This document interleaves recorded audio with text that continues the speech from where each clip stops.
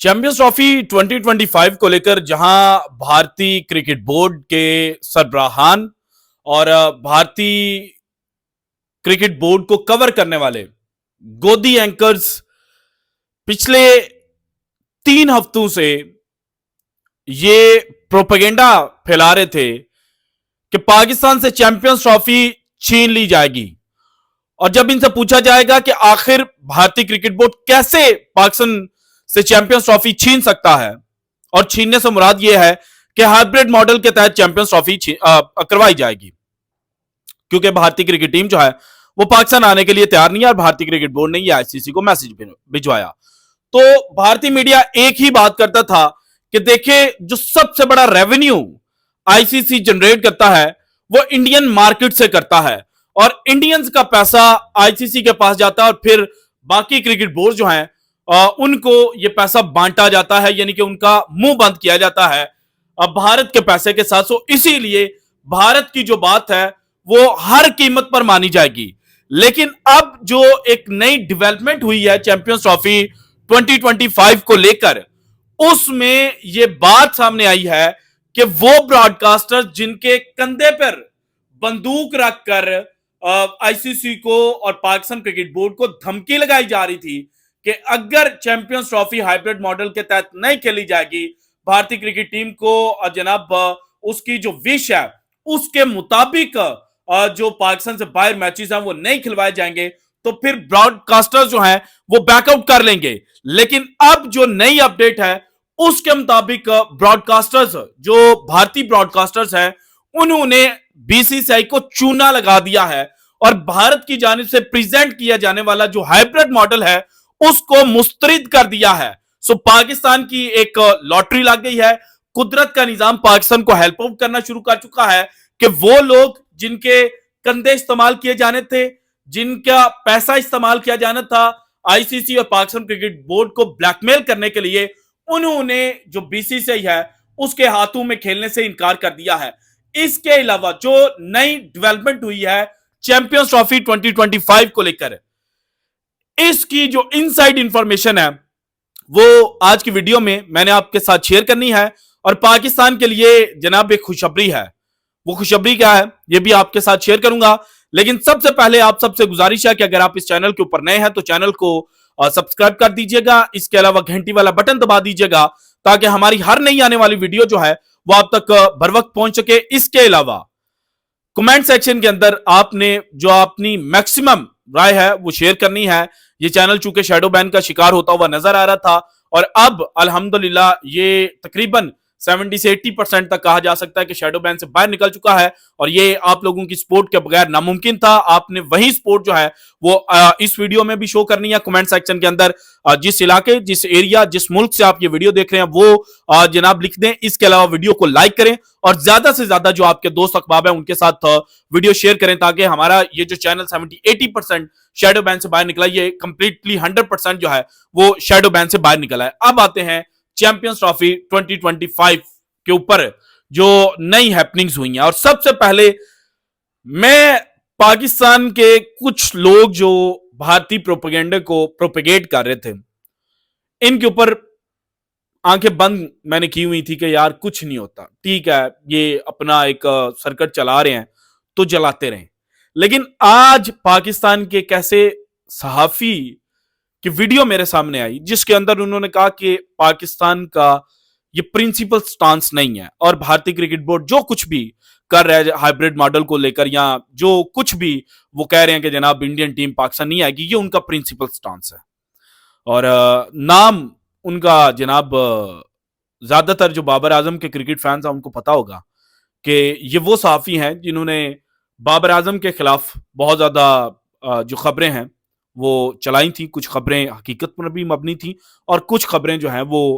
किसी की ख्वाहिश के ऊपर भी चलाई गई थी, जिसमें एक टेलीविजन चैनल के ऊपर जो स्क्रीनशॉट है वो चलाया गया था। अब इन्होंने एक नया नेटवर्क पाकिस्तान के अंदर ज्वाइन किया, हालांकि ये पाकिस्तान के अंदर नहीं बैठे हुए, और इनके सोर्सेज हैं, ये जो खबर दे रहे थे उसके मुताबिक इनके सोर्सेज ने ये बताया है कि पाकिस्तान तन्हा हो रहा है। और जब मैंने इनकी वो वीडियो देखी तो मुझे तो ऐसा कुछ भी नजर नहीं आया कि जहां पे इन्होंने कंप्लीट खबर दी हो, बल्कि वहीं जो भारतीय मीडिया कहता है कि जनाब चैंपियंस ट्रॉफी खेलने के लिए भारतीय टीम पाकिस्तान नहीं आएगी, पाकिस्तान की क्या औकात है, लटरन पटरन जो भी ये बातें कर रहे थे। और फिर ज़का अशरफ साहब को इन्होंने बड़ा क्रेडिट दिया कि वो क्रिकेट डिप्लोमेसी को आगे लेकर बढ़ रहे थे। तो भाईजान ज़का अशरफ साहब के दौर में एशिया कप हुआ था, हालांकि उसका जो हाइब्रिड मॉडल है वो पहले नजम सेठी साहब अप्रूव करके चले गए थे, लेकिन ज़का अशरफ साहब जब आए थे तो बड़े सहाफियों ने यह कहा था कि अब ज़का अशरफ आ गया है तो ज़का अशरफ साहब के आने के बाद जो एशिया कप का हाइब्रिड मॉडल है वो रिजेक्ट हो जाएगा और मजीद मैचेस पाकिस्तान के अंदर आएंगे। लेकिन ज़का अशरफ साहब नहीं ला पाए थे। उसके बाद साउथ अफ्रीका में जब डबलिन में आईसीसी बीजीएम मीटिंग थी, वहां पर जे शाह के साथ ज़का अशरफ साहब की मीटिंग हुई थी, लेकिन उस मीटिंग का आउटकम क्या निकला था? क्या उस मीटिंग के अंदर जे शाह से यह गारंटी ली गई थी कि Pakistan cricket team world cup 2023 खेलने के लिए भारत आती है तो इन रिप्लाई भारतीय क्रिकेट टीम जो है वो बगैर किसी चू चा के पाकिस्तान खेलने के लिए आएगी? ये ज़का अशरफ साहब की क्रिकेट डिप्लोमेसी थी। और ज़का अशरफ साहब के दौर में जो भंड मारे गए हैं, जो पाकिस्तान क्रिकेट को तबाह किया गया है, जो पाकिस्तान क्रिकेट टीम का यूनिटी को स्टेक के ऊपर लगाया गया है, ये उनके खाते में जाता है। भाईजान अगर ज़का अशरफ साहब के पूरे टेन्योर को रीड किया जाएगा ना तो फिर वो किसी सूरत भी पाकिस्तान की क्रिकेट को परवान चढ़ाने वाले जो चेयरमैन हैं, ये जो करंट उनका टेन्योर था, इंटरम टेन्योर जो था, मैं उसकी बात कर रहा हूं, 2013-14 वाली मैं बात नहीं कर रहा, और 2013-14 पे भी चले जाते हैं। आज सबको याद आ रहा है कि ज़का अशरफ के दौर में क्रिकेट डिप्लोमेसी चल रही थी, लेकिन जब बिग 3 बना था तो ज़का अशरफ साहब थे, उन्होंने मुखालफत की थी। और वहां पर जब वोटिंग हुई थी तो 10 में से 9 वोट तो बिग 3 के हक में चले गए थे और अकेला पाकिस्तान बचा था। यही आपने अपनी वीडियो के अंदर भी बोला ना कि अगर वहां पे हो जाती है जनाब वोटिंग कि पाकिस्तान जाना चाहिए भारत को या नहीं, या चैंपियंस ट्रॉफी पाकिस्तान के अंदर होनी चाहिए या नहीं, तो अकेला पाकिस्तान बच जाएगा। तो भाईजान ये अकेला पाकिस्तान तो 2013-14 से है, ये तो बाद में नजम सेठी आए, उन्होंने किसी ना किसी तरह से नेगोशिएट किया और कुछ ना कुछ पाकिस्तान की जेब में डाल दिया। हालांकि वो जो पाकिस्तान की जेब में गया था वो फिर भारतीय क्रिकेट बोर्ड ने पाकिस्तान से छीन लिया था। सो आप ये चाहते हैं कि जिस तरह से माजी में ट्रक की बत्ती के पीछे पाकिस्तान को लगाया गया, जिस तरह से माजी में पाकिस्तान क्रिकेट की तजलील की गई, जिस तरह से माजी में पाकिस्तान को रुस्वा किया गया, उसी तरह से अभी भी किया जाता। और ये आपकी भूल है कि जनाब अभी पाकिस्तान हाइब्रिड मॉडल मान लेता तो 2031 के बाद जो इवेंट्स डिस्ट्रीब्यूट होते उसमें एक इवेंट पाकिस्तान को मिलता और भारत पाकिस्तान खेलने के लिए आ जाता। भाईजान ऐसा नहीं था होना, भारत ने फिर आपको आंखें दिखानी थी, भारत ने फिर आपको रुस्वा करना था। ये आज आपने जो प्रिंसिपल स्टांस लिया है ये आपके हक में गया है। और अगर भारतीय क्रिकेट बोर्ड की इतनी से होती जितनी भारतीय मीडिया और आप जैसे साफी पोर्ट्रे कर रहे हैं तो फिर अभी तक हाइब्रिड मॉडल के तहत या तो चैंपियंस ट्रॉफी का जो शेड्यूल है वो आ चुका होता या फिर बीजीएम मीटिंग के अंदर वोटिंग हो चुकी होती। लेकिन भारतीय क्रिकेट बोर्ड के चीफ सेक्रेटरी जे शाह जो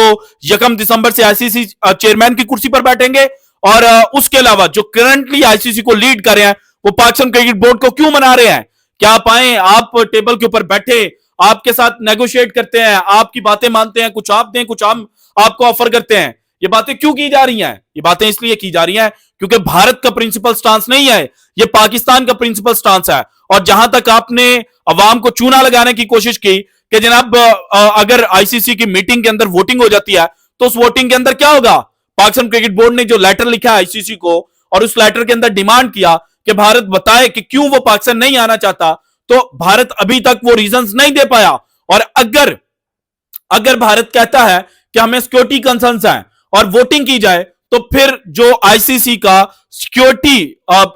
जनाब देखने वाला पूरा डिपार्टमेंट है या जो न्यूट्रल एजेंसी है उसकी रिपोर्ट पेश की जाती है और उसकी रिपोर्ट में यह कहा जाता है कि Pakistan is safe and sound, Pakistan is safe and secure, तो वहां पर भारत के पास क्या बाकी बचेगा? कुछ भी नहीं। वो कहते हैं बाबा जी का ठुल्लू बचेगा या वो छणकना बचेगा जो वो बचा सकेंगे। अगर फिर भी पाकिस्तान क्रिकेट की बात नहीं मानी जाती और ये कहा जाता है कि देखिए गवर्नमेंट अलाउ नहीं कर रही, तो फिर 2026, 2029 और 2031 के इवेंट्स भारत ने होस्ट करने हैं। पाकिस्तान कहेगा कि जनाब पाकिस्तान की गवर्नमेंट नहीं मान रही। और अगर ये भी नहीं होता, ये तो चलें बड़ी दूर की बात है ना, पाकिस्तान करंट जो चैंपियंस ट्रॉफी खेली जाएगी उसमें हाइब्रिड मॉडल पर भारत के साथ मैच खेलने से इनकार कर देता है, तो फिर जो ब्रॉडकास्टर्स को नुकसान होगा, और वो ब्रॉडकास्टर्स को सिर्फ नुकसान नहीं होगा, वो आईसीसी के ऊपर चढ़ेंगे कि जनाब ये हमें जो नुकसान हुआ है, आपको हमने $3.2 बिलियन और 2024 से लेके 2027 तक के इवेंट के इसलिए दिए थे कि पाकिस्तान वर्सेस इंडिया मैचेस जो है वो आईसीसी इवेंट्स में मैक्सिमम हो, लेकिन आप ये मैचेस नहीं करवा पाए, तो हमारे पैसे कम किए जाएं। जब ब्रॉडकास्टर्स के पैसे कम होंगे तो फिर जो बाकी बोर्ड्स हैं उनको भी पैसे कम जाएंगे, उनको भी पता चल जाएगा कि ये पैसे जो हमें आते हैं ये सिर्फ भारत की जेब से नहीं आते, ये भारतीय अवाम की जेब से नहीं आते, बल्कि पाकिस्तान का भी इसमें स्टेक होता है। सो पाकिस्तान का प्रिंसिपल स्टांस है ये, आप सिर्फ इंडियंस को खुश करने के चक्करों में पाकिस्तान क्रिकेट के साथ गद्दारी मत करें और अपने आप को साफी ना कहें, ये मैं आज आपको कह रहा हूं। इसके अलावा जहां तक बात है ब्रॉडकास्टर्स की, अब जनाब बासित अली साहब पाकिस्तान के एक्स क्रिकेटर भी हैं और क्रिकेट के ऊपर बड़ी गहरी निगाह भी रखते हैं। उन्होंने ये बात की है कि जो ब्रॉडकास्टर्स हैं उन्होंने हाइब्रिड मॉडल रिजेक्ट कर दिया, और हाइब्रिड मॉडल की रिजेक्शन की रीजन वही है कि पाकिस्तान क्रिकेट ने कहा कि अगर हाइब्रिड मॉडल के तहत आप चैंपियंस ट्रॉफी करवाते हैं तो फिर हमें भारत वाले ग्रुप के अंदर ना रखा जाए, हमने अपने लीग मैचेस सारे पाकिस्तान के अंदर खेलने हैं। हाँ, अगर सेमीफाइनल हो गया तो उस पर देखी जाएगी, लेकिन करंटली लीग मैचेस हमने पाकिस्तान में खेलने हैं। लेकिन अगर आपने जोर जबरदस्ती की तो फिर जो हाइब्रिड मॉडल पर हमारा मैच अब पाकिस्तान अब भारत के साथ रखेंगे, हम वो बैकआउट कर लेंगे। सो यही वो रीजन है कि जो ब्रॉडकास्टर्स हैं वो कह रहे हैं कि हमें T20 वर्ल्ड कप 2024 में नुकसान हुआ है,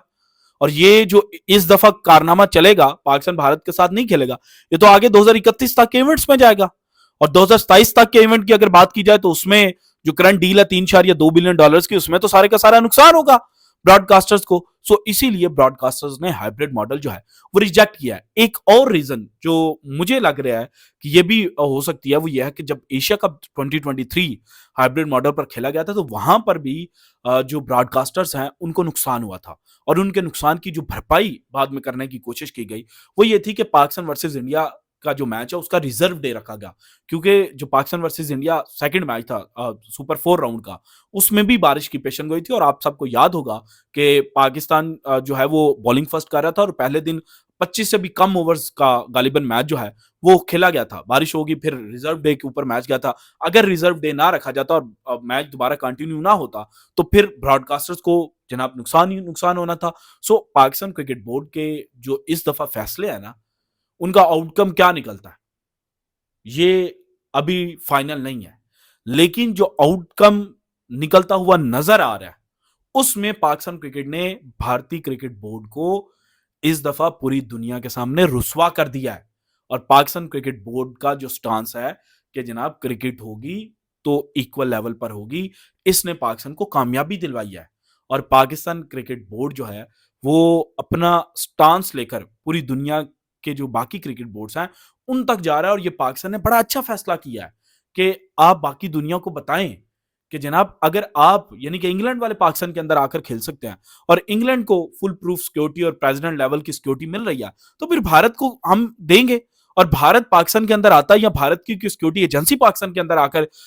ये बाद में कहती कि जनाब सिक्योरिटी रिव्यू करने के बाद कि Pakistan is not safe and sound, तो वहां पर भी बात हो सकती थी ना। आपने सिरे से बोल दिया कि पाकिस्तान में सिक्योरिटी कंसर्न है और फिर आपके अपने मीडिया ने कहा कि नहीं नहीं वो सिक्योरिटी का तो लफ्ज इस्तेमाल ही नहीं किया गया, बल्कि वो जियोपॉलिटिकल जो टेंशन है पाकिस्तान भारत के दरमियान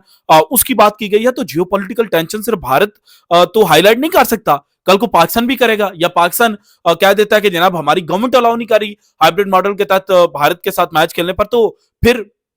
ये वो सारी चीजें हैं जो आईसीसी को और भारतीय क्रिकेट बोर्ड को घुटने टेकने पर मजबूर कर रही हैं। और इसी वजह से भारतीय क्रिकेट बोर्ड के जो चीफ सेक्रेटरी जे शाह हैं वो आईसीसी के प्रेसिडेंट तो 1 दिसंबर को बनेंगे, लेकिन करंटली वो दुबई के अंदर गए और जो बात सामने आई है उसमें वो चेयरमैन पीसीबी मोहसिन नकवी से टेलीफोनिक गुफ्तगू करेंगे और यहां पर कुछ ऑफर जो है वो पाकिस्तान क्रिकेट बोर्ड को की जाएगी। वो ऑफर क्या निकलती है और पाकिस्तान क्रिकेट के लिए कितनी सूदमंद या फायदेमंद होगी, ये जनाब आने वाला वक्त ही बताएगा। So this is it from today's episode. अगर आपको वीडियो पसंद है तो लाइक कीजिएगा, ज्यादा से ज्यादा शेयर कीजिएगा, अपनी कीमती राय का इज़हार लाजमी कीजिएगा, और अगर आपने अब तक चैनल को सब्सक्राइब नहीं किया तो करते हैं। शुक्रिया, अल्लाह हाफिज।